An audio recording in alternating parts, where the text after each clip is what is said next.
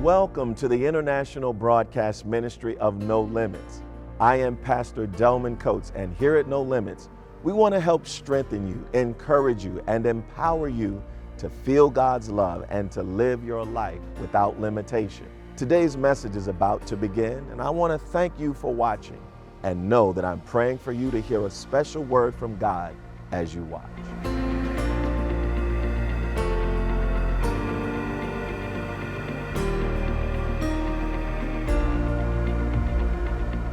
Today I want to talk about how to handle toxic people.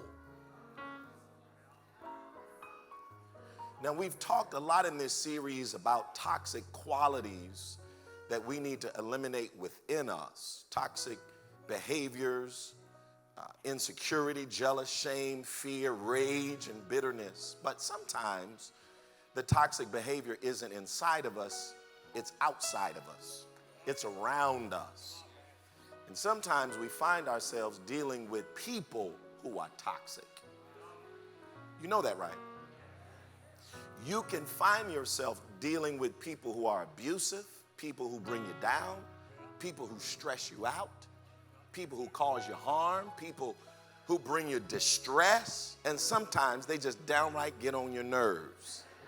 Toxic people. And so the question that we want to raise today is, what should you do about the presence of toxic people in your life? How do you deal with people who do nothing but wear you out and bring you down? What do you do about a relationship, a friendship, or a partnership, a coworker who does nothing but raise your blood pressure and bring the worst out of you? I mean, you don't curse. You thought you stopped cursing.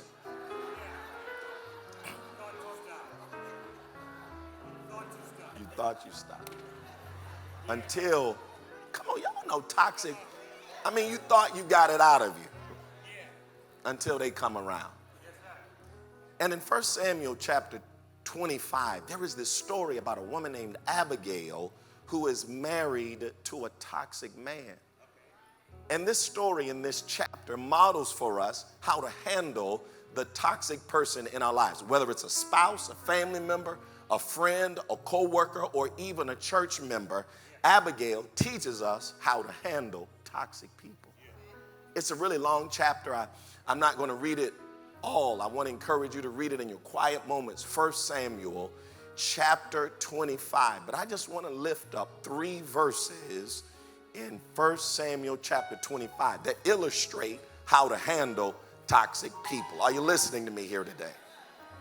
First is verse 19. I want to look at verse 19, verse 25, and then I want to look at verse 36. Right there in verse 19, it says, "Then she told her servants, 'Go on ahead and I'll follow you.' But get this, but she did not tell her husband Nabal." Then in verse 25, it says, when she goes to the king, to David, the future king, she says, "Sir, please pay no attention to him, to that wicked man Nabal. He is just as his name. His name means fool, and foolishness goes with him." Then in verse 36, it says this, "When Abigail went to Nabal, he was in the house holding a banquet like that of a king. He was in very high spirits and he was very drunk. So she told him nothing until the next day." Is that in your Bible? And so I want to talk today from this text on how to handle toxic people. Now, by way of background, Abigail, as I mentioned, is married to this man named Nabal. He was rich, but he lacked morals. Verse 2 says that he had a bad temper and he was mean. He was deeply insecure and jealous, which led him to offend Israel's future King David by refusing to return the kindness that was shown to Nabal's men, who protected them and kept his property and his livestock safe from raiding Amalekites, Philistines, and occasional wild animals. All David asked in this chapter was for Nabal to feed his men for just one day. From David's perspective, it was the least that Nabal could do. For all that he had done for Nabal, it was the least he could do as a sign of appreciation for the protection that he had provided. But Nabal's arrogance and toxicity got in the way, and he rejected and insulted the future king. Nabal said in verse 11, "What do I look like taking my bread, my water, and my meat that I worked hard for and giving it out to people that I don't know?" And he effectively slammed the door in their face. And y'all, when David heard about it, he was PO'd. It's the best way I could put it. He was enraged, and he got 400 of his boys to go wipe out Nabal. He said, "Yo, get the strap." And he said, "We are going to go to Nabal's property, and we're going to wipe out every man living there." It was a bad situation. But the way that Abigail handled this situation helps to avert a tragedy in Israel.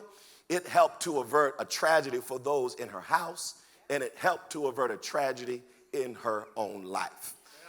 Abigail is an example for us for preaching purposes, because I'm discovering that there are many people trying to figure out what to do with the toxic person in their life. Now, if you're sitting next to yours, just keep looking straight ahead at me. But I want to be clear about something. I'm not talking about just having relationship challenges. Come on, y'all, talk to me here today.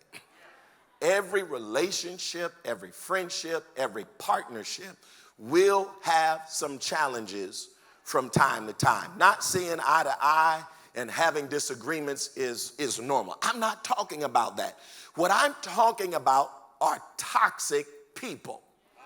People who are unsafe. People who are unsafe emotionally, psychologically, physically, spiritually, financially, and socially. The behavior of toxic people is routinely harmful to you, leaving you depleted, distraught, and damaged. Just being around some people can push you outside of your window of capacity to function without being stressed, dysregulated, and on edge. Toxic people, tell your neighbor, he's talking about toxic people. Toxic people abuse their power, they abuse their position, and they abuse their presence in your life. They don't support you, but they demand performance from you. I'm talking about toxic people. They sabotage you, they undermine you, they smile in your face and stab you in the back. There's no equity, no reciprocity in relationship. It's all about them. Tell you, we're talking about toxic people today. They're irresponsible, they exploit you, and have no limits to what they will do to hurt you or to others. They don't care. They feel entitled to everything that belongs to you and to them. What's yours is theirs, and what's theirs is theirs. They are hypocritical, they are inconsistent, and they are contradictory. They will accuse you of doing what they are really doing, and they'll justify it in the process. That's toxic. And you know that they are toxic because when you're around them, you feel stuck, you feel frozen. They drain every ounce of energy out of your body. They sap you of your strength until you really don't have anything left. We're talking about toxic people. Well, in our text today, Abigail shows us how to handle a toxic person. And she shows us that, first of all, when you're dealing with a toxic person, you've got to discern who and what you're dealing with. Now, what stands out to me in this chapter is that in verse 18, the text says that after she learns what Nabal has done, that Abigail hurried. Are y'all in here today? Then the NIV says that she acted quickly. The New Living Translation said she wasted no time. And that stands out to me because when Nabal does what he does, Abigail really isn't thrown off, nor is she surprised about it. When he did what he did, it threatened her home, it threatened her well-being, but she does not go into a frenzy asking herself or other people, why in the world would Nabal do something like that?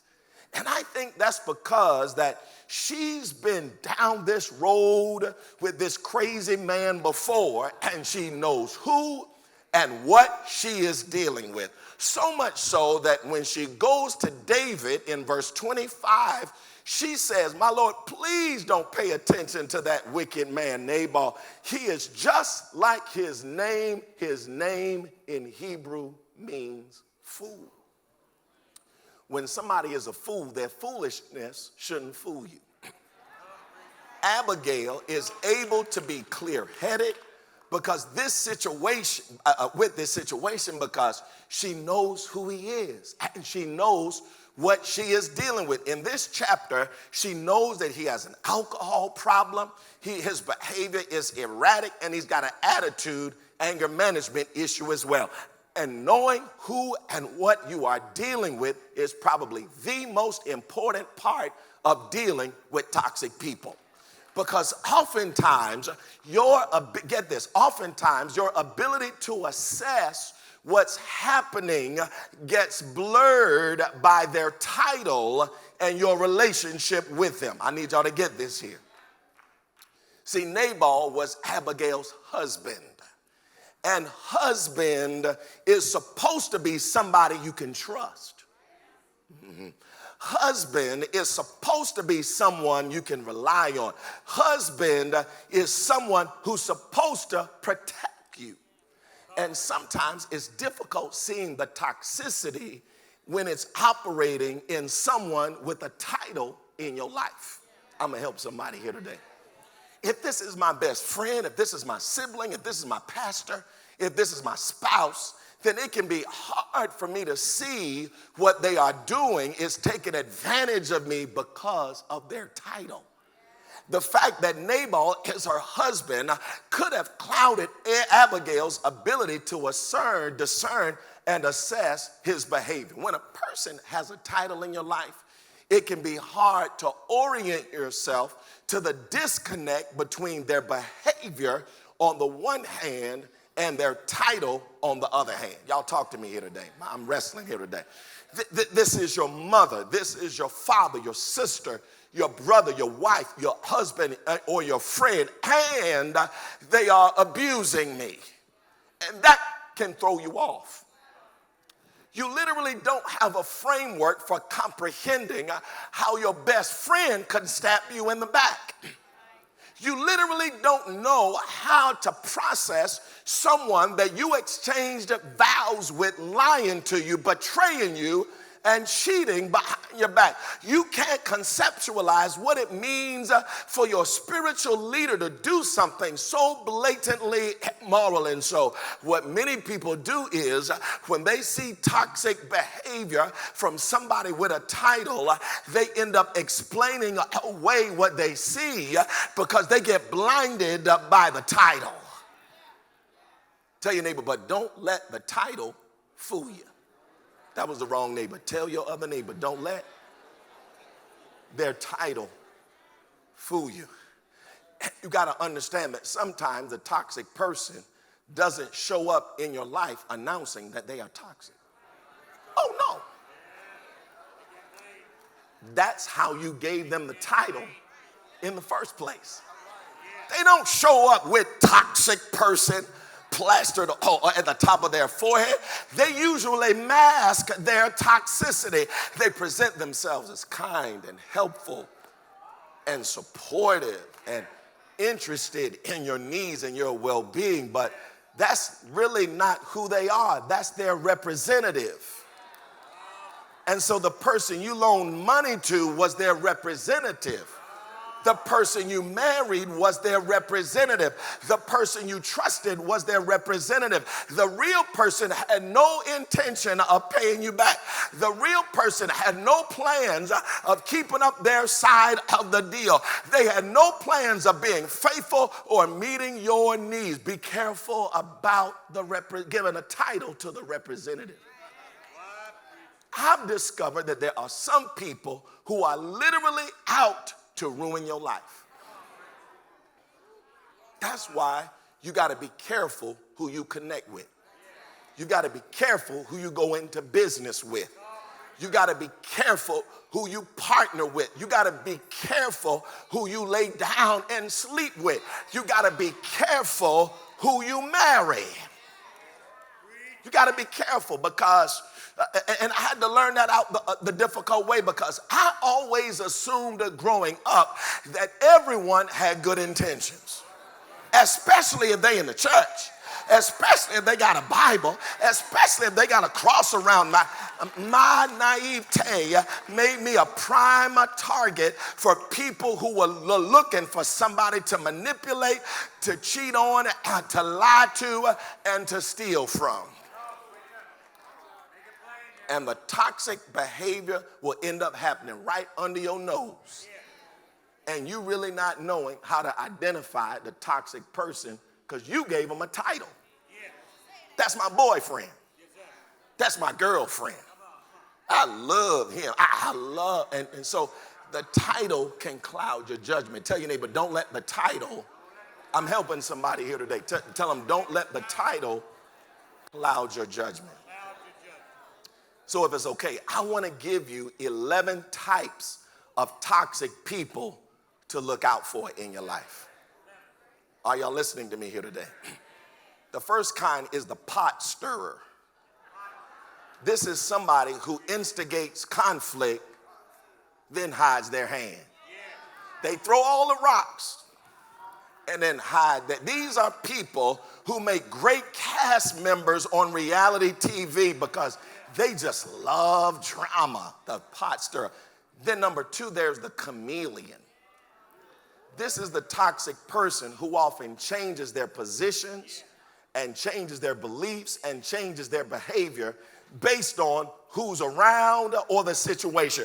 They tell you they're with the plan and tell other people they're against the plan. The chameleon. Thirdly, there's the mole. This is the person who obtains private information that you have only shared with them. It's just for them. And then they go ahead and they share it with other people who should not know what you shared with them. Number four is the parasite. This is the person who attaches to your life like a leech, like a tick, and just sucks whatever blood or life energy he or she can get from you. What I call them, the parasite. Then related to the parasite is the user. The user, they come into your life pretending to partner with you, but then they don't carry out their end of the bargain. Once you agree to co-sign for the loan, which you rarely, if ever, you should do. I don't recommend it. But once you co-sign for the loan, they stop making the payments. They volunteer to be your partner on the class or the work project, then they don't show up for the meetings. Watch out for the parasite. Then number six, there's the scammer. This is the person who gets you to lower your defenses so they can steal from you. You gave them your account number and the password, and then they wipe out the account. Watch out for it's a lot of scammers walking around here. Number seven, the bully.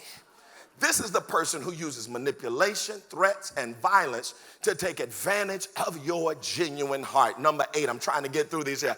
Then there is the person who's the victim. Yeah, the victim.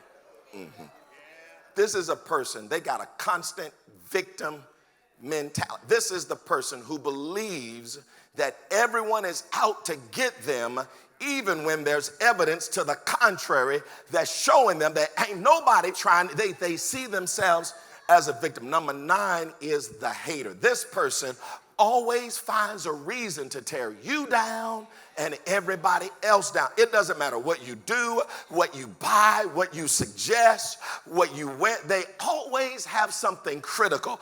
They always have something judgmental to say. And the irony of it is that they then go behind you and end up doing and buying the very thing that they told you they don't think you should get it.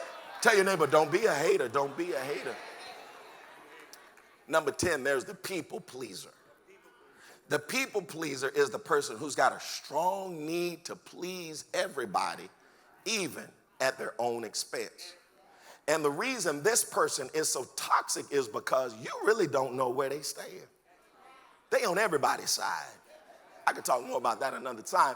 But the last toxic type that I want you to be on the lookout for is the narcissist. Lord have mercy. I could do a whole series on narcissism. But the narcissist is the person who's in the relationship only for themselves.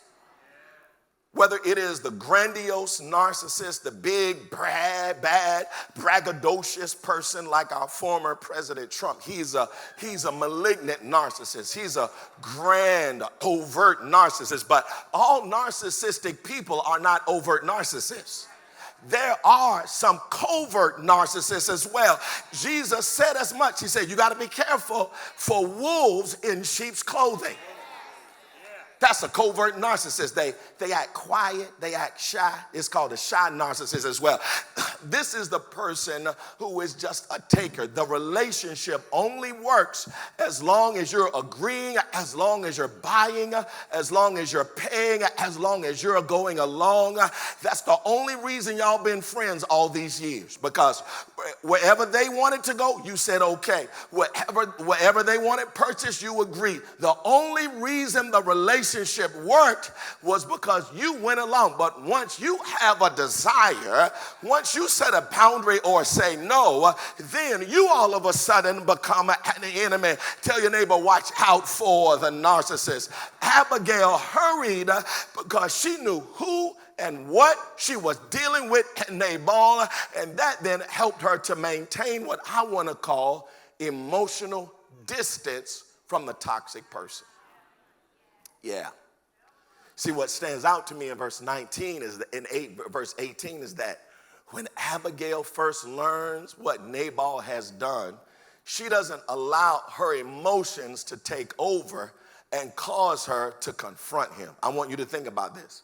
If somebody jeopardized your life, your children, your future, you might just end up going and confronting that person. But Abigail does not get in his face. She doesn't start yelling. She doesn't start screaming or arguing about how he handled the situation. She doesn't call him names. She knows he's a fool and does not let his foolish behavior, get this, cause her to act like a fool. In verse 19, she doesn't even tell him about the plan to work things out. Or in verse 36, she does not tell him that she has worked everything out without his help because he's drunk. It is as if Abigail knows that it is a waste of time trying to reason with an unreasonable person. I said something there. She understood that it is a waste of time trying to be logical with an illogical person. You are wasting your energy. You are expending a lot of unnecessary energy constantly trying to explain yourself with someone who is not trying to be reasonable. And that's the lesson that some of us need to learn. Rather than being drawn into the toxicity of the toxic person in your life, maybe you and I would be better off maintaining some distance, emotional distance, because if you don't, they just might ruin your life. Some of the depression and the anxiety that we have is because we are too emotionally enmeshed with the toxic individual. And every time they do something crazy, you go rushing in because you're so emotionally attached to them. Emotional distance is when you're dealing with a toxic person, and it can help you to protect yourself from stress and drama. If it's one thing that I don't need, it's drama. If you're bringing drama to me, I don't have time for it. Emotional distance ensures that you can stay focused and stay regulated without being manipulated by their manipulation. Emotional distance protects you from placing your health, your safety, and your needs at risk, and it keeps your needs at the center of the discussion. Emotional distance with toxic people helps you to see things clearer and keeps your heart from being manipulated by how you feel. Emotional boundaries are necessary because I've learned this. Some toxic people do what they do because they thrive on the reaction that they get out of you. Come on, I'm trying to help somebody here today. This is why you need to maintain emotional distance, because some people literally look forward to the reaction that they get out of you. It's called supply. It's called narcissistic supply. It is a pathological need to feed off of someone else's energy, emotion, attention, and time. There are some people who want to see you dysregulated. There are some people who are waiting just to see you blow your top. If some people can't get good attention from you, they will settle for negative attention from you. And so you got to keep emotional distance so that you don't keep feeding their need for your supply. Oh, how I wish that Charlie Brown had learned that lesson. When I think about how Lucy used to treat Charlie Brown, it's clear to me that she was using him for supply. Do you remember how Lucy would always commemorate the beginning of another football season by holding the football for Charlie Brown?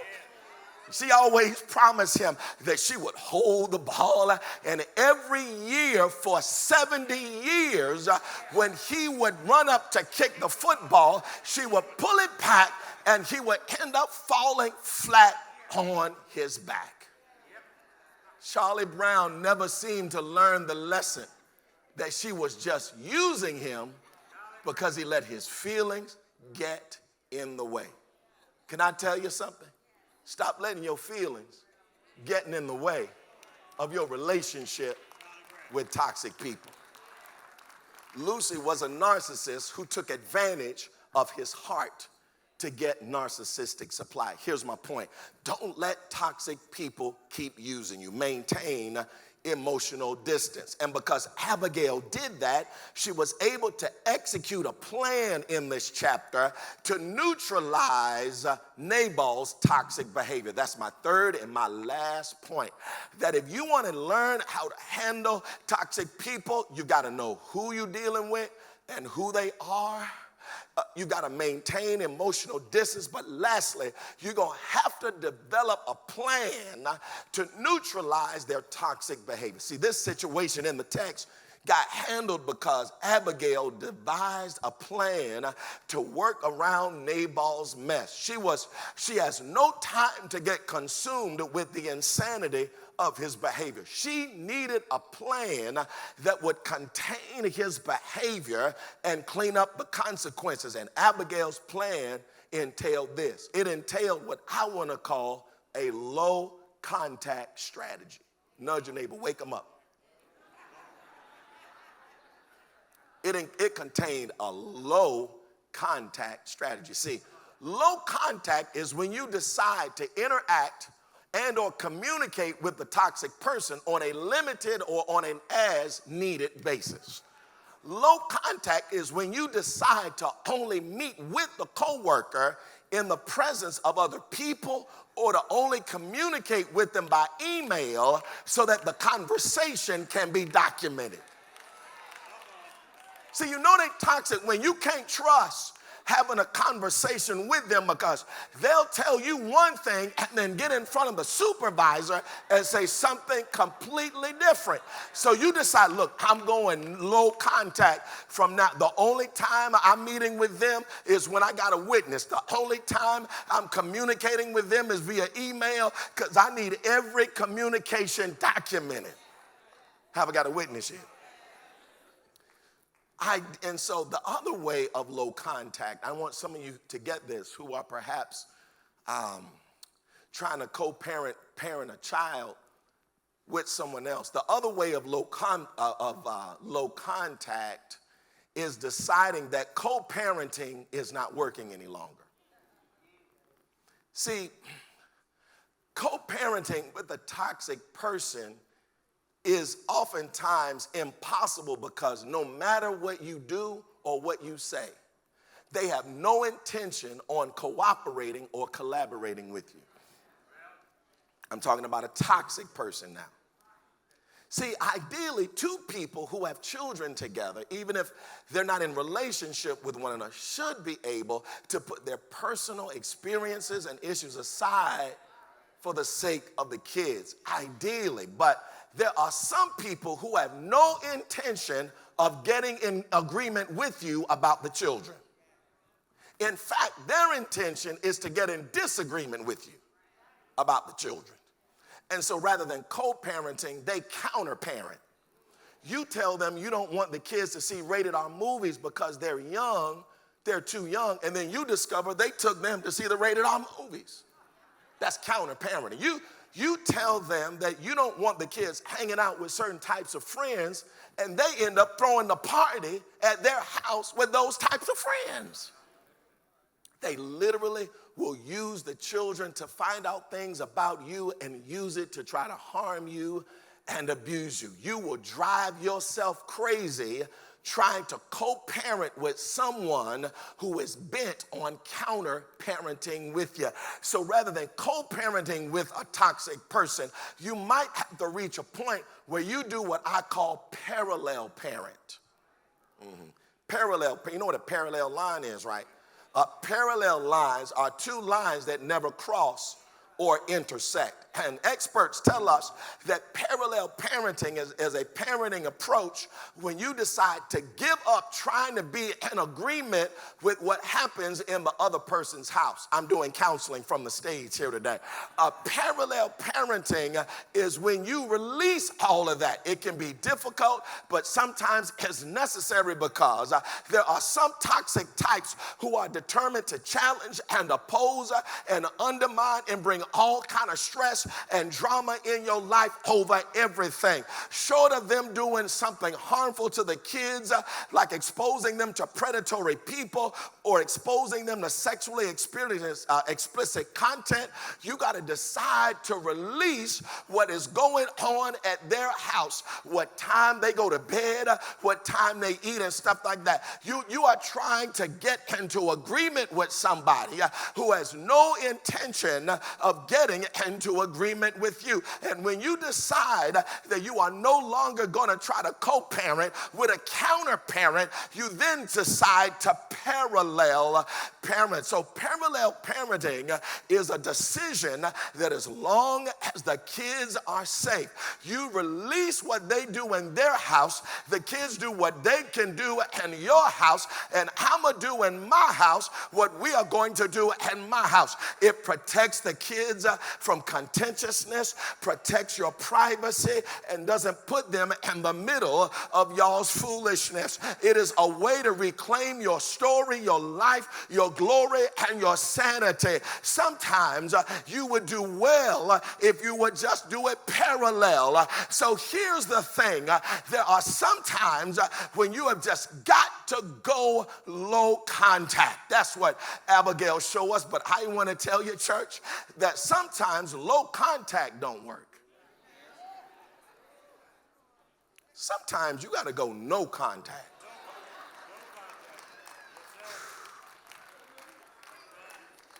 I mean, you try, you talk, you meet with a third party, and it's not working. And so sometimes you got to go no contact with some people. No contact is when you completely cut off all contact from the unhealthy person. And you decide that you are no longer going to give an unhealthy person access to your mind, access to your body, and access to your spirit. Tell your neighbor, no more. No more drama, no more talking, no more arguing, no more stress. No contact is a decision to permanently remove the toxic person from your life. And I think if you get to the end of chapter 25, that is the point that God is trying to say. When you get to the end of chapter 25, it says that when Abigail finally tells Nabal what happens, he has a heart attack, and God eventually takes him away. God realized that there comes a point when you got to go no contact with a toxic person.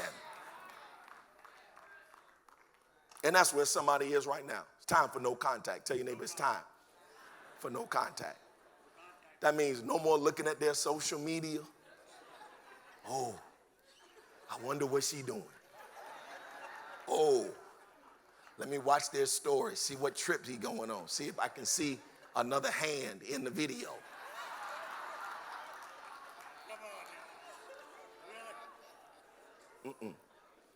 No contact is when you block them. You unfriend them and you block them. No contact can mean no longer frequenting places where y'all used to go together. No contact can mean changing your gym membership, maybe even changing your church. Because you can't worship the way you need to worship as long as y'all in the same environment. Now, if you can, that's fine. But if you can't, might be time for no contact. No contact could be not going outside when they come to pick up the kids. You kiss the kids in the kitchen and you let them go outside and get in the car and go on their way because you don't want to see the person. You don't want to smell a person. You don't want to be reminded of nothing. It might sound extreme, but when you are dealing with somebody who uses every interaction to figure out how to mess with you, how to mess up your mind, how to mess up your spirit, it's necessary. They are just too toxic interacting with some people. Have I got a witness here? Am I alone in here today, or is there anybody here today who knows what I'm talking about? And you know when it's happening. You know when your life is being thrown off by a toxic person. You start losing and gaining weight. You can't sleep. Your hair start getting gray. You can't eat. You can't make decisions. You lose money. You lose your functionality. You don't want to be in public with them. You lose your joy, your hope, your dreams, your sense of self. Nobody else is worth you losing the joy that God put on the inside of you trying to fool around with a foolish person. For some of you, it's time to get out. God got Abigail out of this toxic situation. And the Lord wants me to ask somebody here today, what is your plan to deal with your toxic person? And look what happens in the text. When Nabal hears what Abigail has done and how she has saved his household without his help, he saw how foolish he was. And the Bible says in verse 37 that he has a heart attack. His heart attacked him. She didn't have to attack him. She didn't have to get out of character. She didn't have to lower her standards. She didn't have to compromise her morals. She didn't have to throw any knives or dishes. She did not have to get him back. His own conscience got him back. And God sent me on assignment to tell somebody here today, you don't have to worry about punishing the toxic part. God will take care of that part. The Bible says that vengeance is mine, says the Lord. You go on with your life and to be happy. I've discovered that sometimes the best get back is getting away and doing well yourself. Have I got a witness here? Go to the spa, get your hair done, get your nails did. And this story concludes with good news. That God ultimately removed the toxic person and replaced them with someone who was more suitable in Abigail's life. Come on, put your hands together and give the Lord praise today. Let us stand all across the building.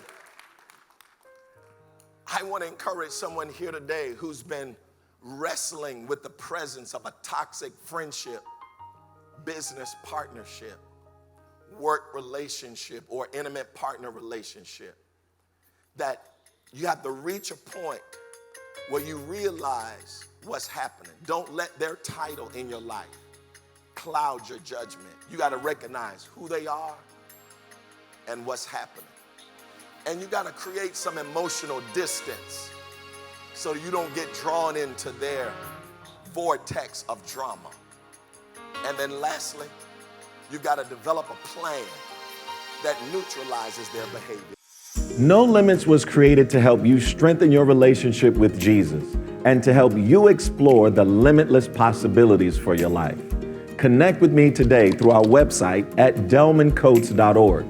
There you will find free resources available for immediate download with no obligation whatsoever.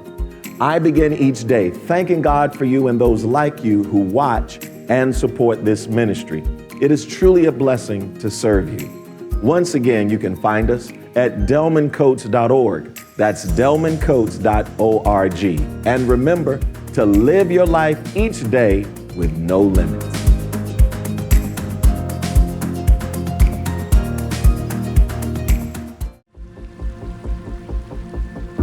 I am so glad that you took the time to watch this message today. If you have been blessed by this outreach, I'd like to ask you to become a partner in this ministry so that together we can reach the world for Jesus Christ. My heart is to reach people just like you all around the world and to tell them that God loves them and wants to empower them to live a life with no limits. Your financial investment in this ministry will enable us to spread the good news of Jesus Christ around the world so that more people can be inspired and encouraged. Will you help me to reach those people?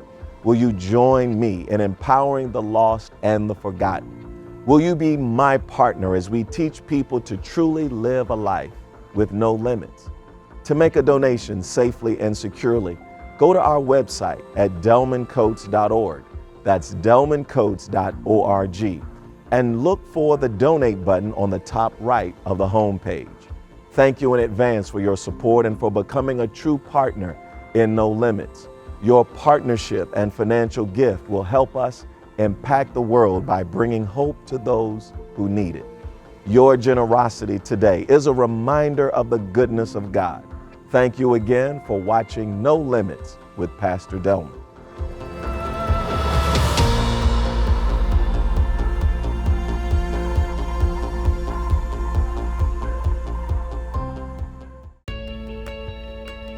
The preceding program was brought to you by the faithful supporters of No Limits and Mount Enon Baptist Church in Clinton, Maryland.